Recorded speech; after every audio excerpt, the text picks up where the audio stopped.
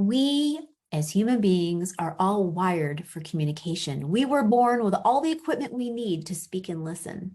However, most of us require some additional training to communicate skillfully, myself included.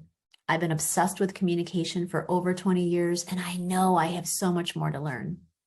So we've all gone through some initial training with our childhood families, with the culture that we live in, and how we communicate is very much informed by the experiences we've had. There's always more to learn. So the invitation is to take a 2-minute self-reflection survey about a recent difficult conversation that you had.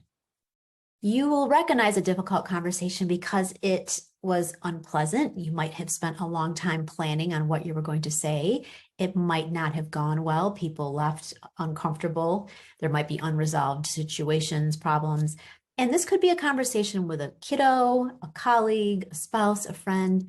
But use this difficult conversation, bring it to mind, and then with a whole bunch of self-kindness and curiosity, just take this 2-minute self-reflection.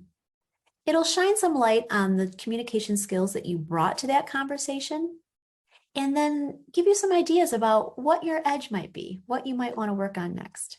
Okay? All right. Thank you. Cheers to lifelong learning. Thank you for your kind attention.